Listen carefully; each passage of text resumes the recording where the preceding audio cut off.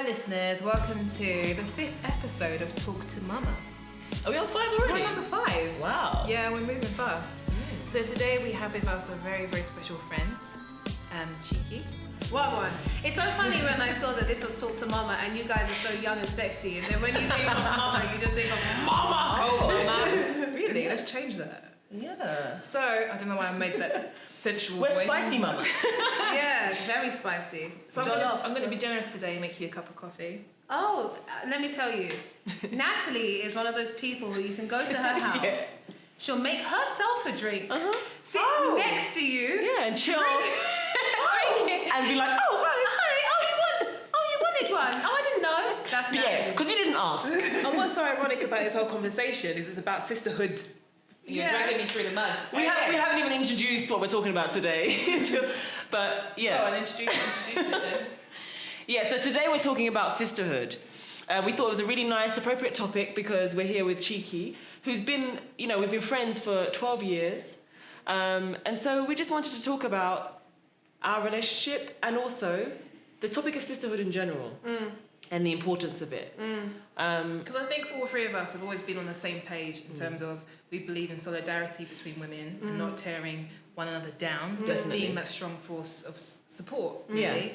Yeah. And I always love like when we have our conversations, because very often when you see like female groups of friends, their conversation centers around being negative about other people, whereas our conversations center around laughing at ourselves often. But if it's not about laughing at ourselves, it's normally about something a bit more global than that, like, what's going on, what do we feel about it, what do we think about it, rather than, so-and-so's hair look bad, like, Actually, that's a really interesting kind of perspective, because like you said, we don't really talk about people, we talk about things.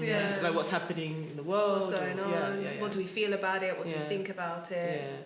But I feel like it's really important for women to support each other, especially during times like what we're going through at the moment. You need that support. You need people to turn to, so that you can, get advice, and just for someone to listen to your problems, or help to give you praise when you need it and lift you up. You really need that, especially through these difficult times that we're going through.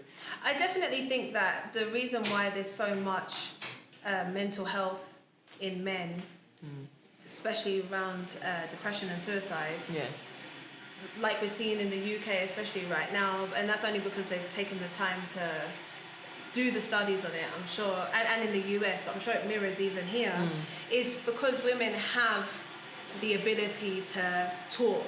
And it's not always necessarily that you come to the table and your intention is, I'm feeling really heavy, let me off-burden myself. I think just in the virtue of the fact that we talk regularly, we talk about things, just in general, that things don't end up getting bottled up. It doesn't get to that point often. And when it does get to that point, overwhelmingly you think of your best friend or your mom. And how do I talk to my best friend or my mom? And I think men just don't have that, and it's just a wonderful thing that we are able to have with one another. I hate to generalise, I'm just going to say it's from my own personal observation. I totally agree with you, Cheeky. I feel like men lead more towards vices like alcohol or maybe sex or substances because they don't have the outlet where they can say, bro, I'm really struggling with this, or I'm unhappy about this, or I'm depressed about this. Whereas women, like you said, we are more... what's the word? Communicative. And it's okay to cry. Like, you can give me a hug and it's not like, oh, I'm weak. We're okay with being vulnerable, but that's what I actually think makes us stronger. Because we are vulnerable. Just being able to express But yourself. just to say about the men thing, I don't think they necessarily go to vices. I think they sometimes go to vices, like you said, like drugs, alcohol, sex. But for some it's sports. For some I just think they have an outlet that tends to be self-centered as opposed to an outlet that's community-centered, sharing. And sharing. And often the psychology is, let me do things that make me not have to talk about it. So if I'm punching a punching bag, I can't talk about it. Yeah, because you're distracted. Because I'm distracted. If I'm drinking, I can't talk about it because I'm distracted. And it's interesting though, because I do tend to feel like again, this is a massive generalization, and I think, you know, some women do this as well. But with men, I always find, from my experience anyway, that men do like to be amongst other men. They do like to have those moments. I just think there's a struggle, there's a disconnect between, let me be with my fellow man and let me take this as an opportunity to talk about the thing that I'm really concerned about. Yeah. No, I get you. So how do you feel, like, we've known each other for a long time, how do you feel our friendship has helped you in terms of, like, your life right now and your growth and your progression? I think, actually, it's so funny you asked me that, because I was having this conversation. Natalie, you stirring that thing to death? There's like granules in here. You're gonna bash me about making coffee with bits. Yeah, so I'm trying to make sure I don't disappoint you. It's nice and smooth. Yeah, I'm gonna do nothing right to please you. What do you want to do? It's so funny. Thank you very much. It's okay. We are in 2020 and I've had my first coffee from Natalie. Well done, Natalie. Well done, It's Natalie. a big moment. It's funny that you say that, because I was literally thinking of this the other day, and I was thinking, not to gas you up, but actually it's okay to gas you up. Yeah. I don't know if I could exist in this form doing what I do without the two of you. And I mean that very genuinely, in the sense that I never ever feel alone. I never ever feel, even if we're physically not there, even if we're all busy, which sometimes we are. Yeah. I think most of the time. Most of the time we are. Yeah. I never feel like, if like the ish was to hit the fan and I call one of you and you don't answer, then I would to message and say, you know, look, I need you now. That we wouldn't all find time to just say, drop we'll everything. drop everything Yeah. and make that the priority. I've never felt like, oh my gosh, I've had a bad day. And sometimes it's not even talking about it. Like, the three of us, we're so stupid together. Like, 9 times out of 10, when we're together, we just say Jokes. it's just jokes. But you don't realise the healing that's in there. You know, like, often when we spend an evening together and we've done stupid karaoke or we've watched stupid, like, Or twerked clips, around the room for or a twerked bit. around the room. You don't. I definitely feel the difference between those moments and then moments where, like, a month or 2 months we don't will see go each by and other. we aren't able to do that. So honestly, I owe the two of you and my mum, you know, the strong women. And I don't have that many strong women in my life, not because I don't want to. You just don't have the time to be a good friend to many people. You know. And you wanna give your all. You want to give us So at least as much having as lots and you're lots of getting. friends is just not possible. It's not realistic. Yeah. So I think maybe I can count, and I have a sister as well, so I can count maybe like 5 people that I owe my life to. Like, and I don't even mean that in some kind of like Dramatic. dramatic way. Like, I genuinely owe my life to those conversations, those tear sessions, those arguments, those disagreements, those seeing things from, you know, a slightly different perspective. And I think what you can do with genuine friendship, and I was also thinking this the other day when I was having this whole thought process, is you hold one another accountable without it being this big thing. Because I think often when you say, you know, your friends are the people that hold you accountable, this image comes into your head where you sit down, listen, I really didn't like what you did that day. You know, I think I don't think we've ever had that kind of conversation. but we have it in a different way. Like, that's what I'm saying. I think we hold one another accountable all the time. So it doesn't have to be like a thing. Yeah. It's more, really, do you think that? I think something else. Or really, or we'll make a joke about it. Really, Natalie, you're not going to make me a coffee? Or really, And then, you know? then and there, you might not say to Chiki that, oh yeah, you've got a point there, but then it will seep into your mind and then actually change the way you're thinking. I don't of it. just mean the coffee thing. I just mean in general. Yeah. It might just be like,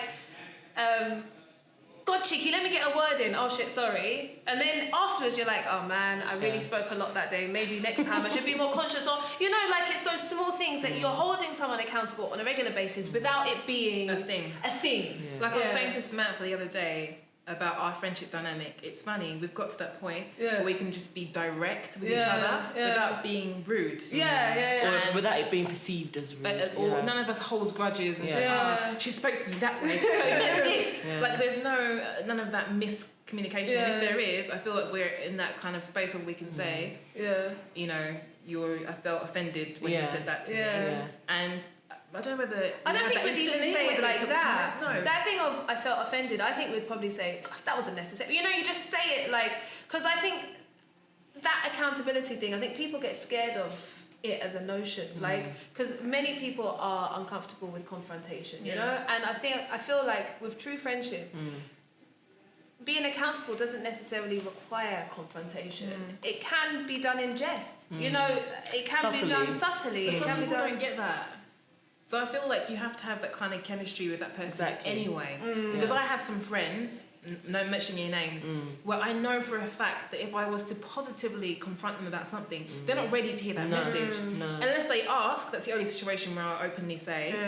Because a lot of the times, people aren't ready for that. And I feel like we don't have that dynamic. But and I don't feel like I could be, you know, there's different levels of friendship.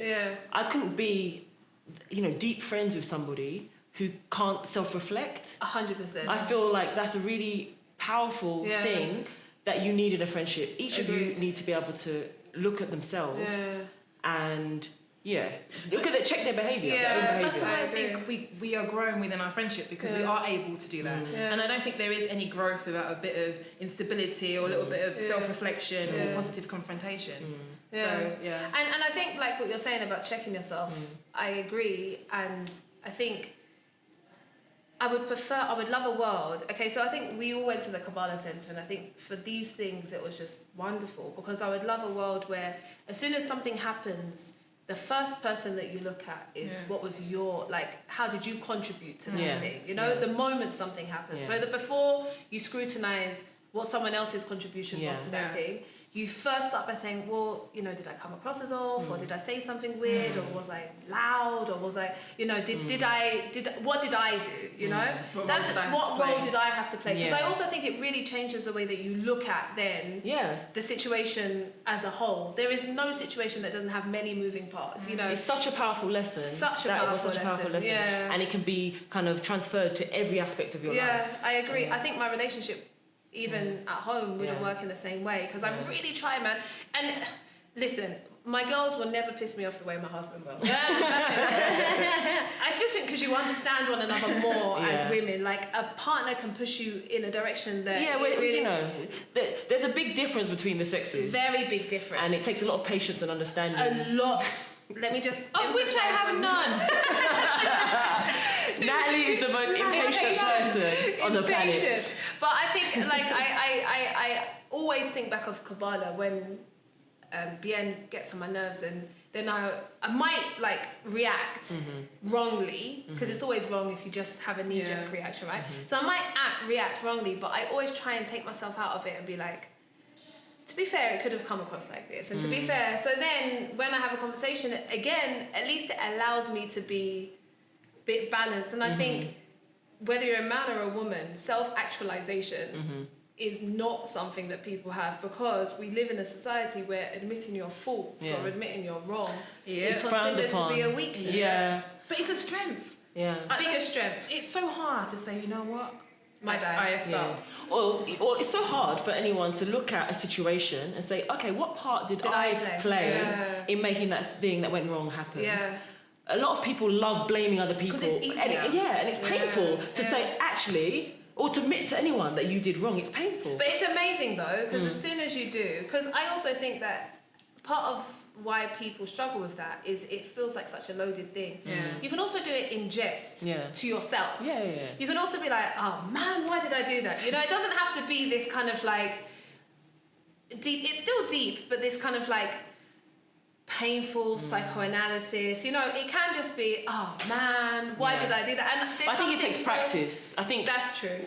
With anything any behavioural change that you adopt, at first it feels really uncomfortable, but then over time, the more you engage in self-reflection and admitting where you might have gone wrong, it gets easier, and then it becomes part of what you do. But don't you find that the more you do that and you admit to, okay, maybe I could have done better here, that automatically, if you're in conflict with the other person, it already opens them up to you. Yeah, disarms them completely. Sometimes, because I also, like, it goes back to what you said to before, it really depends on the dynamic, because, like, I really try now, especially since that Kabbalah thing, to first think, what was my contribution?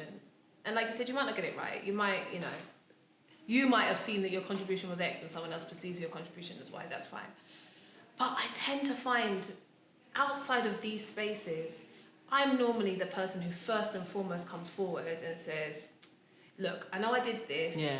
You know, and some people, and then you don't want to feel like you're always the person to fix things, because then you end up being the fixer, right? Yeah. So I 9 times out of 10 in my like non-safe or whatever you want to call it spaces become the fixers. Something will happen and then I'll be like, you know what? This never needed to happen. I know I raised my voice. I really shouldn't have done that. I know I was late or whatever. I really shouldn't have done that. And then there are some people who are happy to just take your L and be like, yes, you were wrong. Yes, you shouldn't have done that. You are right. and rub it in. And then full stop. And then in your head, you're like, what about you? Now's the time for you to say what you think.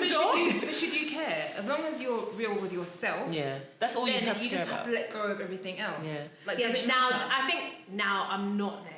As a human being, I really wish I was there. Like, I still have that petty where if I'm going to come forward and you're not going to come forward, that starts to grate on me, man. Like, that starts, and it shouldn't, you're right. Like, if I was, like, more, like, godlike or whatever, it wouldn't. But the fact that you're aware of it means that you can work towards it if you want.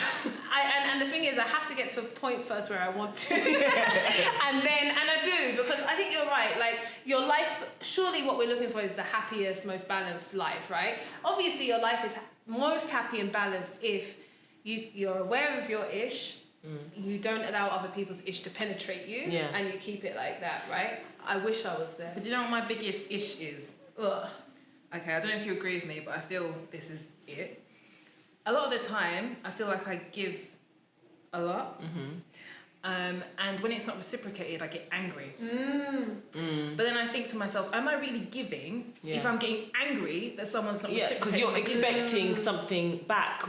You're giving whilst expecting something back. But do you not also feel like, even with that, part of self-actualization is knowing that I feel like all relationships should be balanced, right? And if you're giving and you're not getting anything back, don't you think it's also kind of important to know that so that you can then make an informed decision as to whether, look, this person is also maybe taking advantage of me? Because if you're in this zen space all the time where you're happy to give and then you don't need anything back, you can really easily get taken advantage of. But I feel like you would then need to communicate your dissatisfaction with that person. Oh, yeah. And then if they're not responding to that, then you make the decision to end it. Yeah. But it is kind of within your control to do something about it. Because I think many years ago, I learned this about you, Sam, because you're a huge giver. More than me, yeah. Like, in a way that's like, raw.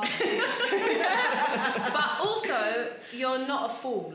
Like, I think also you have, your line might be longer than me and Natalie's in the point of you can give and give and give and be like, it's fine, it's cool. But when you get to that, but you're way more cutthroat than the two of us, because when you get to that point, it's done then. Whereas we're a bit more like, maybe like once we've calmed down a little bit, but you know what, maybe it wasn't that bad. I get pushed to the edge and then I explode. Done. Yeah. And you don't even explode in like this big way. You're just done. It's just like a switch. Yeah. Just switches off and then I'm on to the next thing. I'm just like, see ya. Next thing. Whereas I think like one of my biggest issues is I always look at things retrospectively from a more positive light than necessarily they were. So like I can look at past situations that were obviously quite bad and be like, well, it wasn't that bad.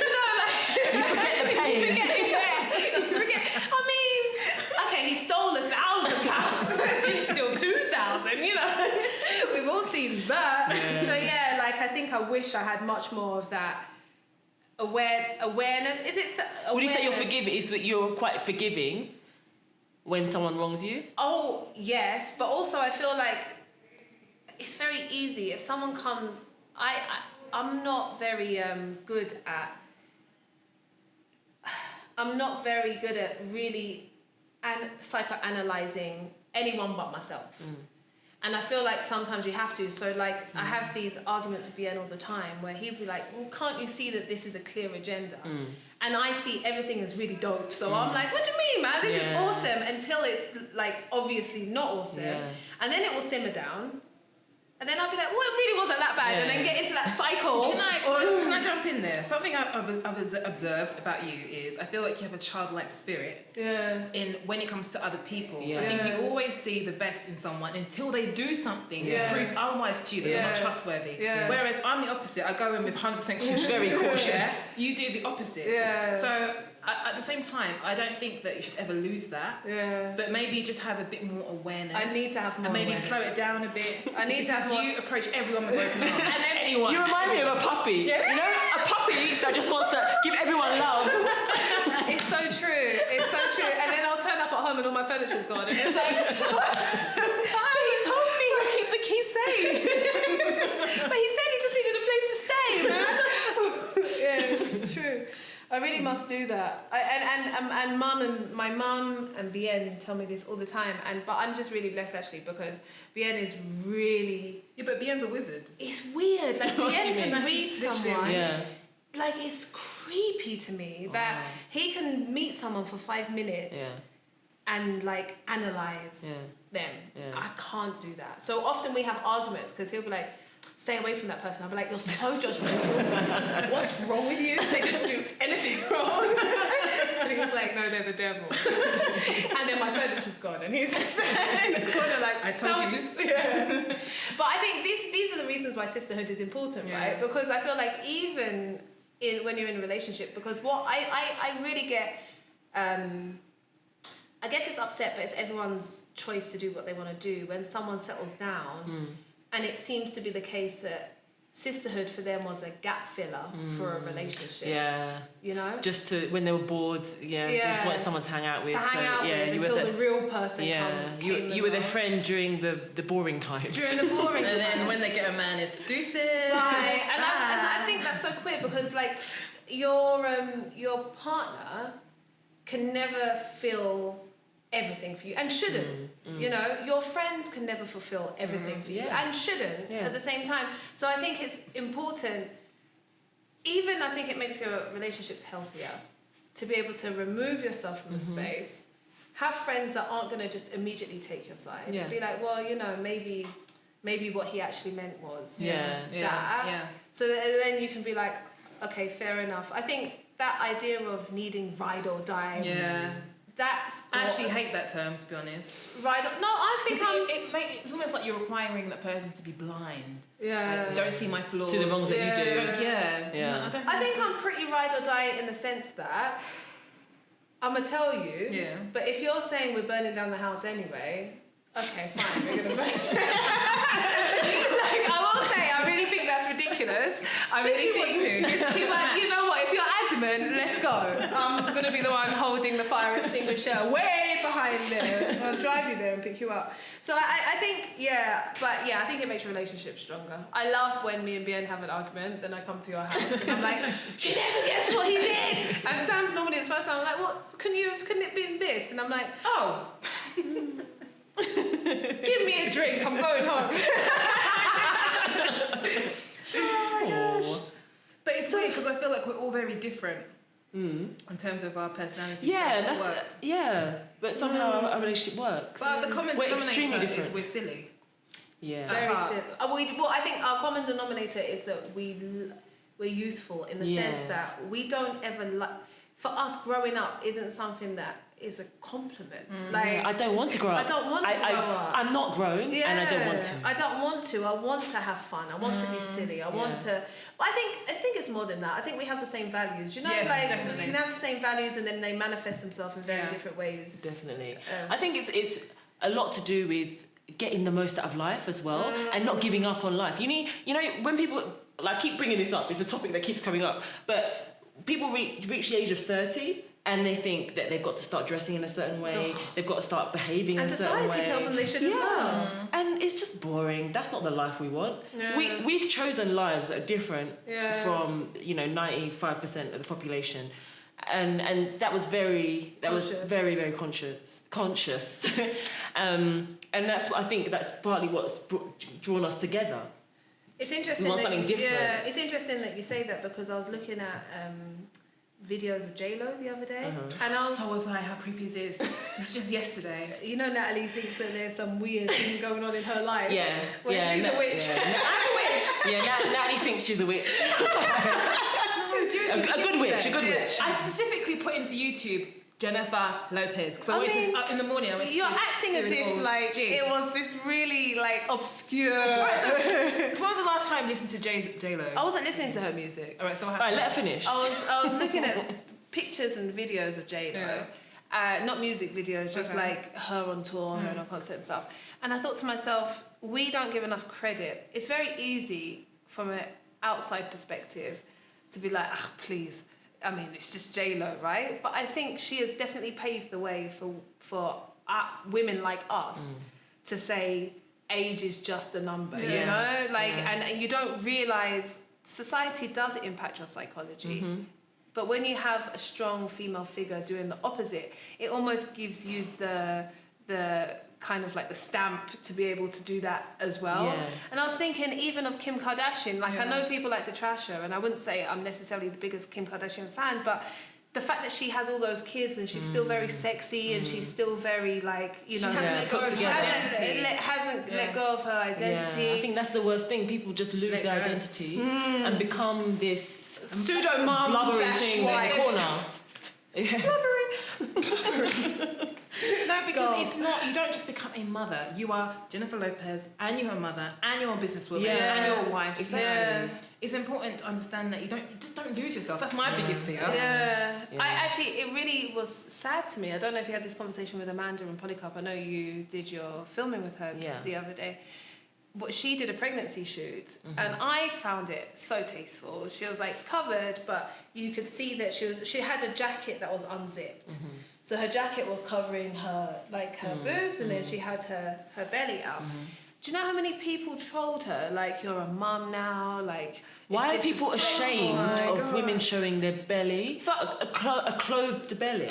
Well, also, what I don't understand is this kind of like... double standards that a man can be celebrated for being topless, but a woman can't be topless. Yeah, things have to change. Because we feed babies. Like, that's the most illogical thing for me, because if that's the case, should we hide bottles as well? Should we hide spoons and forks? But that's what I'm talking about, like when we were talking earlier about questioning yourself, like analysing yourself as an individual. People who think that way, do they not stop to think, why do I think like this? Yeah, sometimes when I listened to some of those kind of like interviews, and when they're questioned, it's, you know, you're a woman, you need to be a certain way, you need to, I don't know why. What accent is that? Sound like my mum. First of all, that was half Kenyan, half Nigerian. Don't know why. I think it's just every African mum. But it's the thing is, the sad thing is, we assume that it's people of a certain generation. You have 20-year-olds with these opinions, you know, who just has this idea that but when you're a woman, you're supposed to carry yourself a certain way. You're supposed to be a certain way. You're supposed to. And you get that a lot, don't you? I get that. People love to comment. People, oh my God, on my page love it. But actually, when I went to the marches the other day, I dropped off a group of women, and they said, "Cheeky, thank you for your clapbacks, because we read them and it reminds us none of this is okay." And when you respond, it's just a reminder that it's not okay, and there are sane women out there who know that this isn't okay, who are not going to accept it. Because I just think, if I'm dancing with a man, I'm being disrespectful to my husband, despite the fact that I'm putting it on Instagram where my husband follows me. It's not private. It was done in my gym downstairs when my husband was where he was. You know, like, I just think it's phenomenal to me. Whereas when the opposite, I remember responding to one comment saying, well, I hope you have this same concern when you see him in his music videos surrounded by gorgeous half-naked women, because it's funny to me that you seem to have a concern when I'm when it's doing you. it. Exactly. But when the tables are turned, has anyone ever commented under his music videos to say, Oh, you're dancing with other women. You're Yeah. disrespecting cheeky. No, never. I mean, it has happened a couple of times, to be honest. Okay. But not with the same regularity. Yeah. As it happens on mine. Yeah, people love it on mine. Not so much because I think most of the people that follow me are like really pro-female. So there'll be maybe 4 or 5 comments that get blown way out because everyone starts responding to those. And people need to understand the difference between art and reality. You're dancing with a guy. I think you're not having a relationship with a guy. I genuinely think if you were to strip it down to its bare minimum, it's a gender thing. I don't think it's anything to do with either art or reality. I think people just think when you get married, when you're a certain age, when you're gonna have a child, your job is to be a certain way. Yeah. And if you look at the women who are celebrated in all markets, actually, they represent that. If you look at the UK Holly Willoughby, she's very mumsy. She's very, that's how she is. Yeah. You look at Kenya, you look at someone like Janet Mbogwa, very mumsy. I'm not taking anything wholesome. I'm not taking anything away from these women. I think they're phenomenal. Yeah. But the reality is that those are the women who are going to be celebrated for their motherliness, and any other woman past 30, I do think you're right. I think 30 is that kind of cut-off point. It's like, well, why are you wearing a mini skirt? Why are you showing your stomach? Yeah. So what do you think stirs that? I see it as fear, because why would you be so moved as to comment on a lady who's doing what she's doing? She's not in your space. It's not your business, really. She's not related to you. Where does that come from? They feel like it's going to infect society because people such as Chiki have influence over others, over a lot of people. So I don't know what their fear is because I'm not on the same page as them. I don't understand. Can't relate to it. Really. I think I really try and be fair to the fact that a lot of our beliefs that we have, whether we like them or not, are beliefs that we were brought up with, Like some we've taken time to maybe challenge, adapt and change, but overwhelmingly we've been brought up in, at least in an environment that is quite open-minded, allows you to challenge but if you're brought up in a very small local community where there's very specific belief systems and you're not taught what critical thinking even means, I think the whole world has got a lack of critical thinking. You're just given told A and you believe A. And you believe it. You see something on the news and you believe it straight away. I think most people, when you're told women are X, they don't take time to scrutinise that and they say, oh, okay, women are X or 30-year-olds are, like I had a debate with a man on my page the other day because there's men who also have these ridiculous opinions who I posted something. Listen to how pathetic this is. I can feel my face get angry already. You don't need to get angry because it's a friend of mine who I was speaking to. However, I just found it really interesting. I said, now that everyone is wearing masks, do you still wear lipstick? ? Like, is there a point? And I asked it because I'd worn lipstick, I'd put on my mask. By the time I took my mask off, most of the lipstick was gone and it ruined my mask. So I couldn't wear the mask again and I had to redo my lipstick again. So people said, no. So he wrote back, well, you should at least still keep yourself together. So I messaged back, well, what did he see? What do you mean by that? Not me personally, like one should at least still keep themselves together. So I said, well, first and foremost, I think the idea that slapping on a face of makeup has anything to do with keeping yourself together. And you don't need makeup. Well, no one needs it. It's a want. If you want to wear makeup, more power to you. Makeup aside, maybe he's trying to get at the point as at least cream your body and put chapstick on your lips. So he was so it went a bit further, right? So I said, oh, forget this. During this lockdown, I can't even be bothered to have a wax, LOL, as a joke, right? Kind of as a joke. So, so he was like, oh, I think, that's disgusting. Like, you have to shave, you have to do that. And I found it fascinating that I feel like if a man had asked a similar question, right? If a man had asked a question like, men, now that you're wearing a mask, or now that we're staying at home, don't you think that's an excuse to just keep your pajamas on or something, The reaction wouldn't be, well, I don't think a man would say that in the first place, but the reaction would be, yeah, obviously, But the fact that not wearing lipstick, the question about lipstick had this whole kind of like attachment to keeping yourself together and what that means and as what women should do and this is an intelligent man that I'm talking about. And I thought to myself, goodness me, man, if he has those opinions, then what does someone who's less intelligent, less worldly, this is someone who's lived in 3 different countries, 3 different continents. And in order to type something, you're thinking about it as you're typing. It's not like something off the cuff. So yeah, I find it a bit but just weird. the pressure on women, I think, has to stop, and we need to stop doing that. And I feel like once we're talking about sisterhood, we must also talk about unsisterhood. Because you get comments like that from women too. Yeah. Right. Yeah. I mean, how does that make you feel?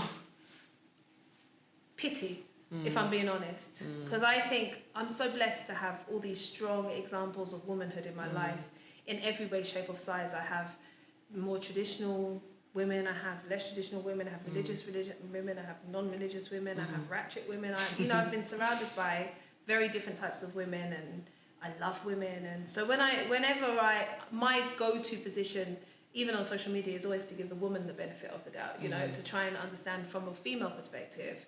Okay, I get that, So whenever I post something that is innocent and it's a woman saying, oh, you need to respect your husband, blah blah blah, I always think, God, what is your home life like? If this to you is disrespecting your husband, what is your home life like? If this elicits this reaction. No, but that's why I'm saying that it must come from an insecurity, a fear, something really deep-seated that you've challenged that, you've rumbled it, and it makes them feel uncomfortable. So because if you're totally secure in your way of life, does it matter what you're doing? Well, maybe you're disrupting their world because you're doing something that they want completely... Maybe they secretly want to do that. Maybe they secretly want to, or maybe they really believe that it's wrong. So then they have to say something. But sometimes I don't like it's a getting different dragged world into these kind of conversations. Sometimes sometimes I feel like, are we really that different? Are men and women really that different? Sometimes I think, are we not just human beings? Like, why are we so focused on gender differences, and do they really have an impact on your everyday life? I think that's a really interesting question, because it's impossible to answer it, because I think right here and right now, yes, we are fundamentally quite different, but because when you've had generations and generations and centuries of different messaging as a man, as a woman, you're going to be different.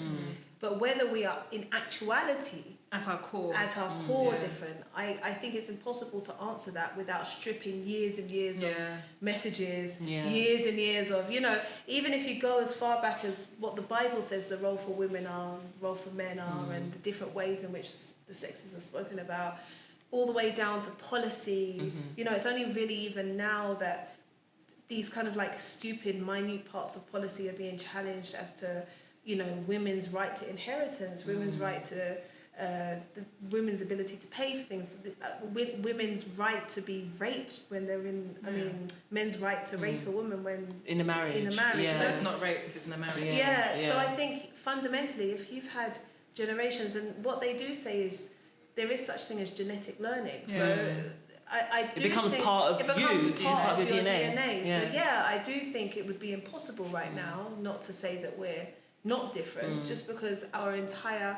And the reality is, I do think we don't talk enough about childbirth, which I think is wrong, because I feel like the knowledge that you're going to give birth, you're going to carry a child, you're going to give birth to a child, your hormones are going to change. Even if you talk about our period, like the fact that every single month we have hormonal imbalance, I think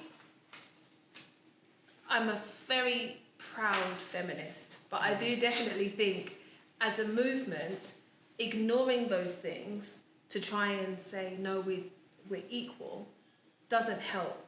I definitely think the moment you're born, as a woman, should you choose or should you be biologically able to, you're going to carry a child. I think that does something to you psychologically. I think from the moment you hit puberty and every single month you're going to bleed, your boobs are going to hurt, you're going to have a hormonal imbalance, that makes you... it toughens you, if anything. Not only does it toughen you, it makes you different in the same way. If you're a black girl, when you jump into a pool, your hair is going to react differently to a white girl. your skin is going to be overwhelmingly ashier than a white girl. So there are certain things as black women you understand. As a white woman, you might be able to appreciate, but it doesn't mean you have the deep understanding, and it means that there's a fundamental difference. So yeah, I do believe that we're fundamentally different. Okay, so when you're talking about a woman taking over, you catch that? you're talking about childbirth and like preparing yourself for God knows how many years to deliver a baby. Are you saying men have more of a detachment when it comes to that whole raising of a child, and it's easier for them to abandon their seed or spawn? That sounds really horrible and negative. Than a woman to do that.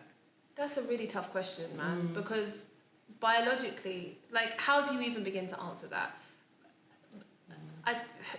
Because I feel like as a woman, if you imagine you're carrying a baby for 9 months, something's growing inside of you, you have a physical connection already, even before the baby was obviously external to your body. Whereas a man doesn't go through the baby turning around in your womb, like there's none of that physical connection. They just see the end result. So I'm just saying that women have maybe... Okay. But what if... I was just trying to get the point. No, I do understand what your point, that women, as a result of going through that experience, then you would think would have a closer bond with their child because they've been bonding for 9 months and it's been a bond that's been... your baby is physically part of you. But on the flip side, what if that's what made you hate it? Like, what if this baby was growing inside of you and that entire experience... Wasn't a positive one. Wasn't the positive one, whereas the man... got all the perks, he gets to see this thing growing, he gets to envision this life that's going to come into the world. Like, what if, playing devil's advocate, it's a negative experience, and as a result it gave you like issues, anger issues. Like it gave you a disconnect, like postnatal depression. I'm not going to claim I know anything about that, but so I think, like, I definitely think we don't know enough about those things, but what I do think is society is significantly tougher on women that abandon their children than men that abandon their children. For sure. And I think that's wrong. And I think that's only because of years and years and years and years of messaging that a woman is a primary caregiver. A woman is the person who's supposed to take that's the expectation. That's the expectation that the woman stays. Whereas there's no expectation.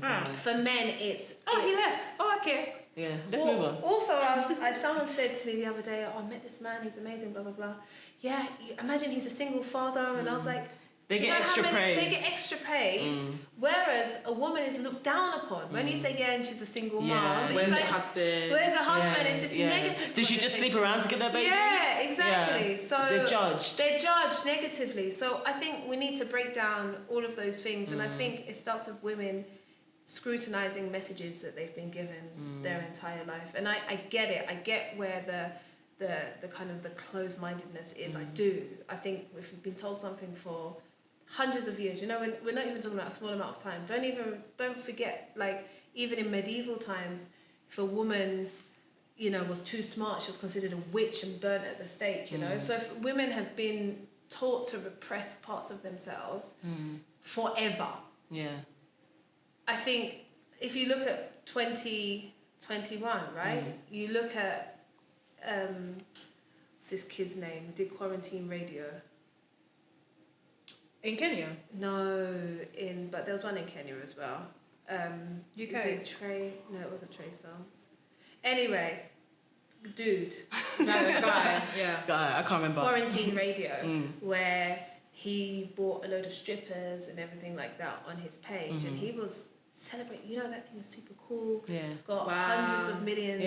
But now, if a woman in her own choice, that could decides to go on and do that, So how many names should be called?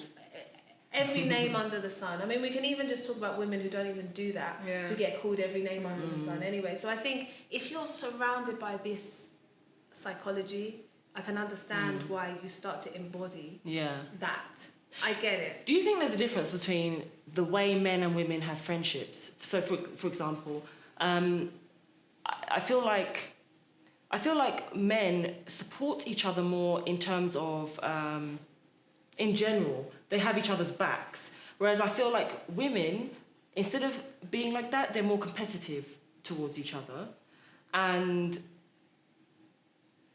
I don't feel like they have that same connection. I'm not talking about friendship groups like us. I'm talking about women who are not necessarily in friendship groups. I'm talking about sisterhood generally. How people feel towards other women, like within their...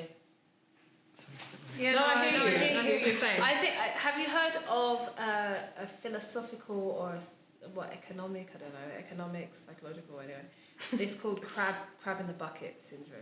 I haven't. So the idea is there's loads of crabs in a bucket. One starts rising to the top, then the other one pulls it down, gets to the top, and the other one pulls it down. Yeah, get the idea. I think whilst we still live in a world where women take up such little space right at the top, you end up turning into fight or flight kind of a response. Yeah, totally. And I don't think men have to think like that. So I think we applaud men for the fact that they don't overtly tear women down in a way that women tear one another down. But I think they've had the luxury of not having to even think along those lines. There's no such thing as a glass ceiling. There's no such thing as doors can be closed. And then if you kind of like look at it from a more micro perspective, if you're in like, let's say one company and it's like a trading company, men will tear one another down. True. If there's in a different only, way. well, even in the same way, if there's only one position, you know, if they're all vying for one position, they will tear one another down. If you've seen some ridiculous things happen where everyone is pitching for a bid for something and then all these weird, like someone's laptop can go missing and, you know, like men can really tear one another down if they have the perception of limitation.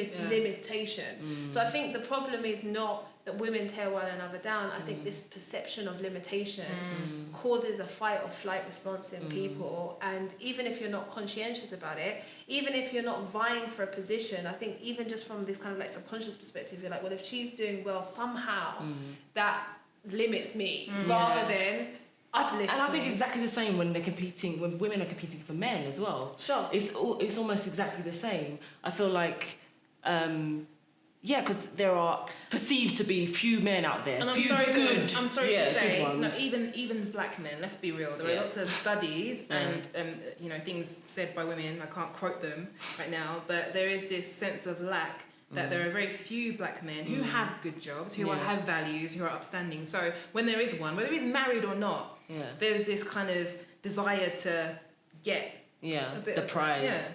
And I think it's also because it's probably a fact. If you look across the world, I mean, that's very much a Western perspective. But if you look at like the UK or America or whatever, look, the reality is black men who are in higher positions of management or who are the top 1%, 5%, 10%, whatever it is, are in the minority. So I mean, and apparently black women have surpassed they have black men in terms of professionalism and jobs and entrepreneurship in the US. So it's creating this disparity where you have a lot. I think as well. There's disparity between you have like these women who are looking for single men at their same level when they can't.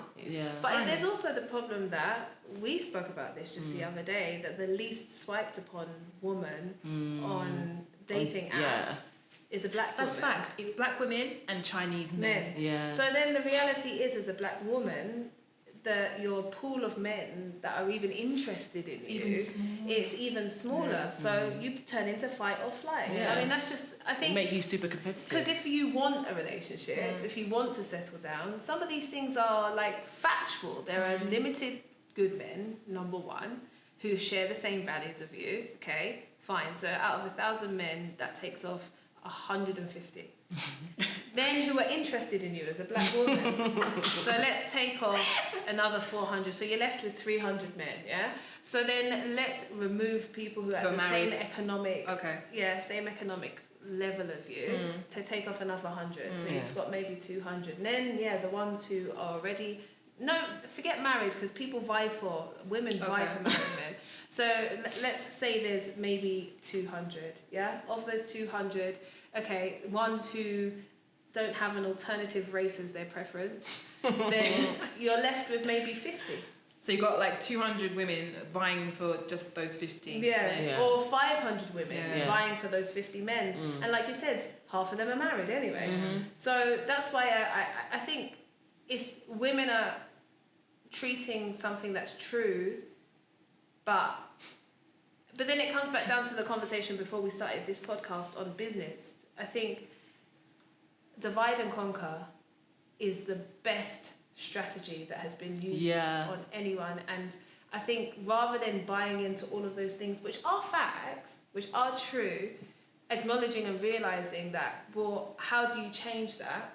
Well, the only way you change that is by sticking closer together, is by, if you are a woman in a position of power, fighting for another woman to be in open up, broaden the pool, so that this issue of only having limited resources stops being the case. Hold our brothers accountable. You know, if you have sons, I think women are some of the worst with how they treat their sons versus their daughter. Oh my God. If you have sons, treat them, like, have expectations. I don't want to open this topic again. No, I said this the other day. I was saying that I agreed with Chimamanda, whatever, when she said that women are raised to be wives, but men aren't raised to be husbands. Why is that? Well, why are you raised to be either? Why are you not just raised to be the best version of yourself? yourself? Yeah. So I think, we just need to, as women, because I feel like we can only, we're the ones who are right now in the position of disadvantage. We support one another, not particularly because we care about this woman's business, because we need to know intellectually the more of us who are at the top means all of this stops happening. Exactly. Wow, we really diverged in the topics there. Well, it was all sisterhood. Yeah, okay, fair enough. And there's so much more that we could say. I'm telling you. But I think we'll end that. Guys, this is how we end up spending our Friday, Saturday evenings. Yeah, talking about all different topics. Exactly. Getting very passionate and heated. Yeah. But Cheeky, thank you so much for coming. It's Thank you, been man. an amazing experience. Us sitting here, actually getting to do stuff together. Exactly. We've never really collaborated on anything. That's true. And it's just really nice being in a space where we're both doing what we've wanted to do. Like, we're both achieving what we want, and we're able to come together and reminisce, reminisce and reflect and talk and chat. It's so nice. And eat. Yeah.